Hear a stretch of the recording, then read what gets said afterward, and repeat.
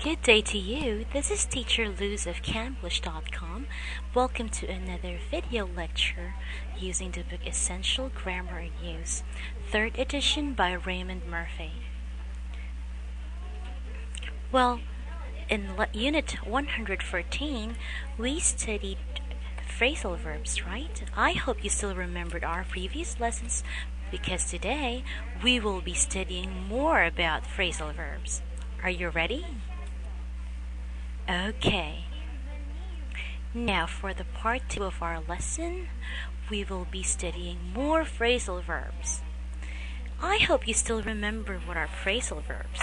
To refresh your memory, phrasal verbs are verbs plus a preposition, which creates a different meaning from the original verb.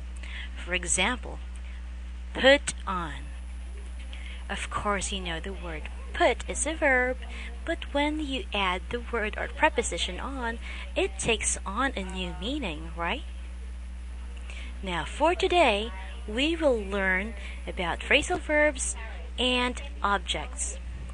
Sometimes a phrasal verb, for example, put on or take off, has an object. Do you remember what are objects? Well, the object of the sentence is always involved in the action, but it doesn't carry out the action itself. Thus, the object comes after the verb. Let me give you an example. The boy climbed a tree. Of course, you know that the word climbed is your verb, and the word that follows after the verb is your object, which is in the sentence a tree. Now we can say that the object is the receiver of the action, but it doesn't really mean that the object really is the one that makes the action, because you know that the subject of the sentence is the one who makes the action, right? Now, as I was saying, there are times when a phrasal verb has an object. Let's look at these examples. Put on your coat. The verb or your phrasal verb right there is put on. And your object, of course the object comes after the verb, right? Is your coat. Next, take off your shoes.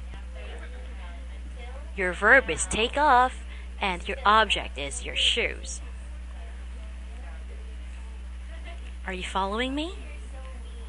You can say, let's go back to the first sentence, put on your coat, or you can also say, put your coat on. As for the second sentence, you say, take off your shoes, or take your shoes off.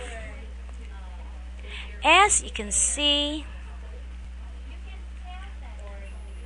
these verbs are often used for commanding or for asking people to do something.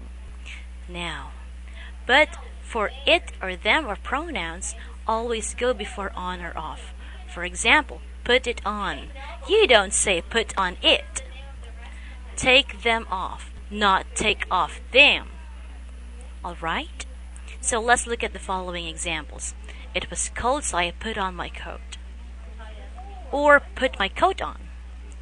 Another is, here's your coat, put it on. Now let's go to take off. Take them off. You don't say take off them. Here are some examples. I'm going to take off my shoes. Or take my shoes off. You can also say, your shoes are dirty, take them off. Again, we often use phrasal verbs with objects when we are talking about imperatives. Alright? Well, that's it for part 1 of our lesson. Please stick around for part 2 because we will talk more about phrasal verbs plus the object of the sentence. I'll see you then. Goodbye.